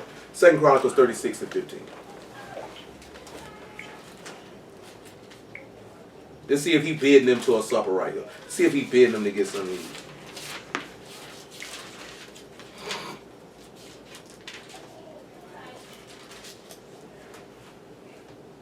Make it 14. Matter of fact, let's make it 11. Zechariah was 1 and 20 years old when he began to reign, and reigned 11 years in Jerusalem. And he did that which was evil in the sight of Yahuwah as Elohim, and humbled not himself before Yirmiyahu the prophet, speaking from the mouth of Yahuwah. He also rebelled against King Nebuchadnezzar, who made him swear by Elohim, but he stiffened his neck and hardened his heart from turning unto Yahuwah Elohim of Yasharal. There go that pride. See, that pride is deadly. Moreover, all the chief priests and all the people transgressed very much after all the abominations of the heathen, and polluted the house of Yahuwah which he had hallowed in Jerusalem. Now, how would you think that the people transgressed very much after the abominations of the heathen and polluted the house which was hallowed in Jerusalem? Anybody got an idea? Did not the chief priests and scribes follow the abominations of the heathen by taking a man and putting him on a tree and nailing him to it? Is that not what they did? Did they not pollute or make this man dead, therefore make him unclean? Hallow means to sanctify. Had he not, didn't he say, do you say whom the Father has sanctified, blaspheme, because I say I am the son of Elohim? Did they not pollute that house which and they polluted it well? He said destroy this house. I'm going to rebuild it in 3 days. And guess what these niggas doing walking all around this world telling these bold-faced lies? Polluting the house of Elohim. He say Elohim forbid. He say shall a harlot be joined to the master? Elohim forbid. For he that is joined to the master is what? One flesh. Shall I then make his members the member of a harlot? Yeah, forbid. That's ugly. And Yahuwah Elohim of their father sent them by his messengers rising up bedtime sending, because he had compassion on his people and on his dwelling place. But they mocked the messengers of Elohim and despised his word and misused his prophets, until the wrath of Yahuwah arose against his people till there was no remedy. He was angry. I sent my servants out here to bring people into this feast and nobody came. I'm hot. Was he not angry? So you know what he ended up saying to do? Look at Acts 28. Look what ended up happening. Look at Acts 28. So somebody gonna be mad with me. Somebody asked me, do I care? Yeah. Absolutely not.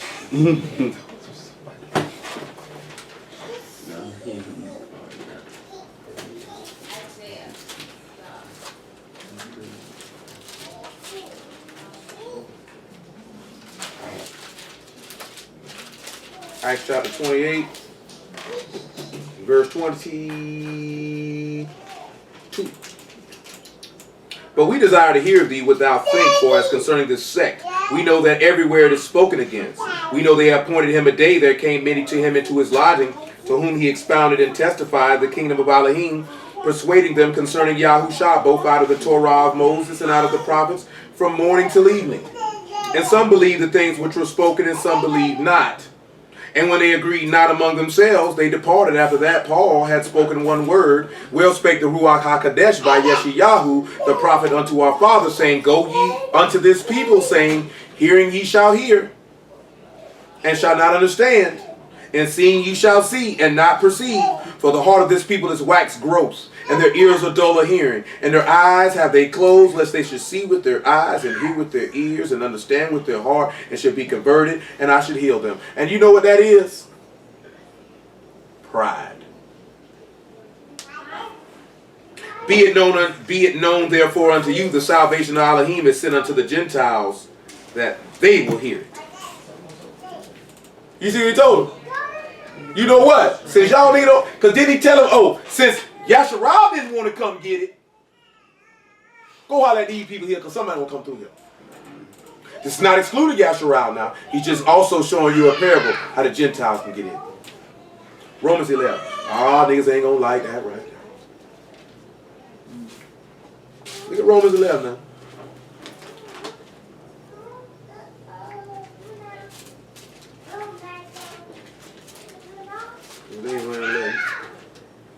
Yeah, Romans 11:22. I might hear 9 too.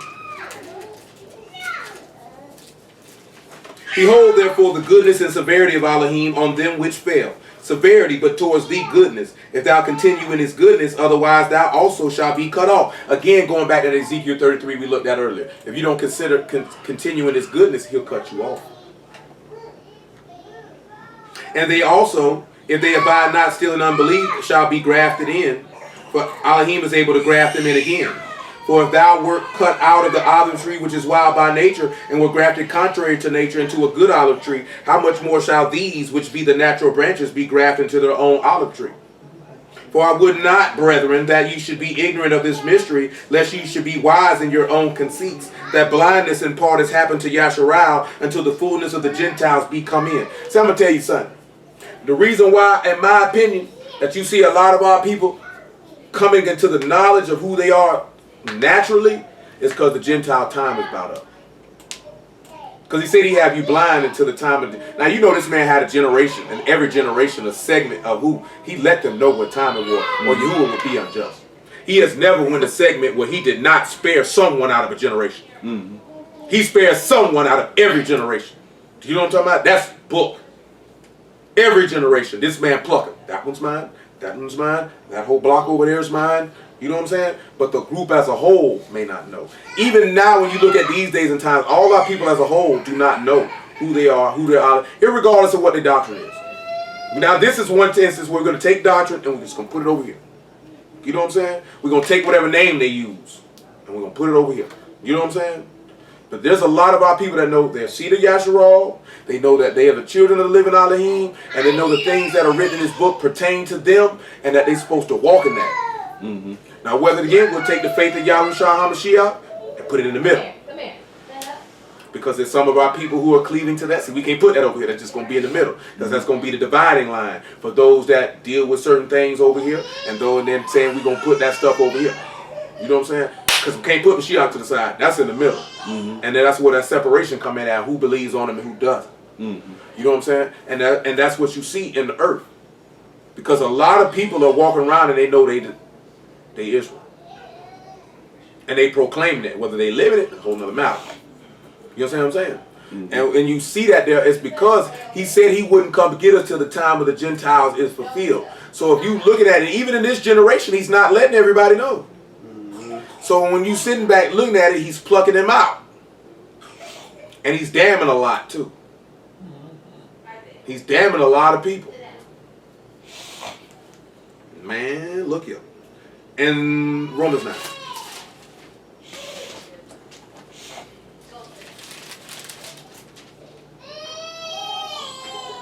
Who's that? Sounds like Lizzie. 9:30. Yeah, that's Lizzie. What shall we say then? That the Gentiles which follow not after righteousness have attained to righteousness, even the righteousness which is of faith. But Yasharal, which followed after the Torah of righteousness, have not attained to the Torah of righteousness. Wherefore, because they sought it not by faith, but as it were by the works of the Torah, for they stumbled at the stumbling stone. That's why he said in the manner of life, he had to go get them. When you sit back looking at the hedges of separation, we just looked at the partition. So when you look at the highway, he was telling you go get Yasharal. When you look at the hedges, he telling you go get the Gentiles. Go get them. Bring them in. Because this place going to be filled. Luke 14, because we finna run that now. You see how simple that was?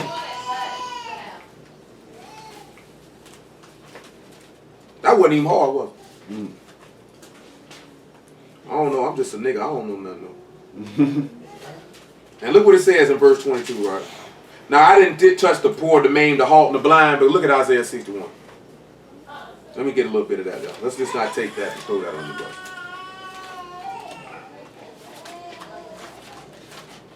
Ooh, boy, I'll be glad when they be big enough where they don't cry no more like that.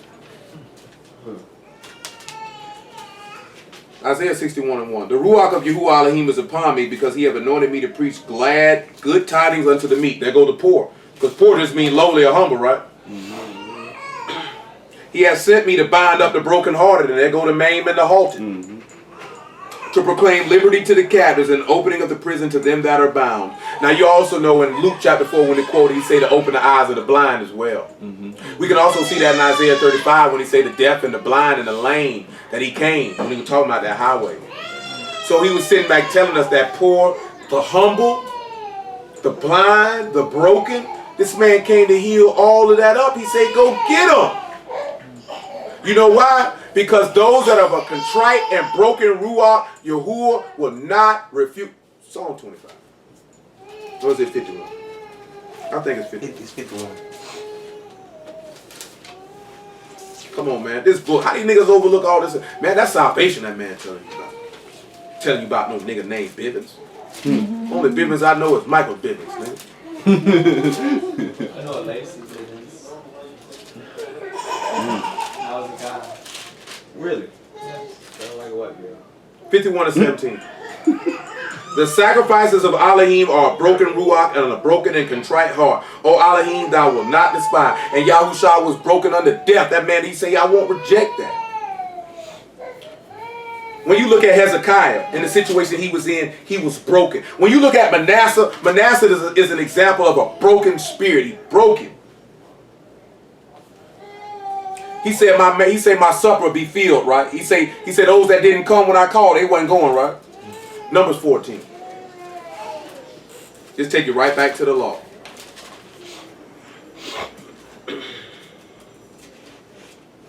(14 and 18). And I'm going to stop it. Now, I ain't going to stop. I got one more. I'm a New Testament devil, man. 14, 18. Hold on. Let me read that Luke 14 one more time now. I thank y'all for the word. Praise y'all for Yahushua for the word. Hallelujah for Yahushua and the word. If a nigga don't like it, right quality control. This man say, for I say unto you, none of those men which were bidden shall taste of my supper. Nobody that I called is going to taste it. Yahuwah is long-suffering of great mercy, forgiving iniquity and transgression, and by no means clearing the guilty, visiting the iniquity of the fathers upon the children unto the third and fourth generation. Pardon, I beseech thee, iniquity of this people according to the greatness of thy mercy, even as thou hast forgiven this people from Mizraim even until now. And Yahuwah said, I have pardoned according to thy word. But truly as I live, all the earth shall be filled with the esteem of Yahuwah. Because all those men which seen my esteem and my miracles, which I did in Mizraim and in the wilderness, and have tempted me now these 10 times, and have not hearkened to my voice, surely they shall not see the land which I swear unto their fathers, neither shall any of them that provoke me see it. So that man said, you heard my word, you saw my works, and I guarantee you, you will not taste of this supper. You know how we know this here? Because when they came into the land in Joshua chapter 5, they sat down and they no longer ate the manna. They ate the fruit of the land. They sat down and had a feast, because now that's showing them entering into the kingdom. You are not getting in here, and you will not eat this supper. And who was the one officiating the supper? Symbolic of the master. Revelation.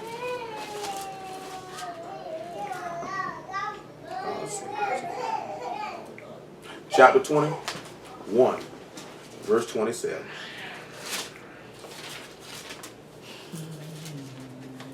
And we'll stop it with that.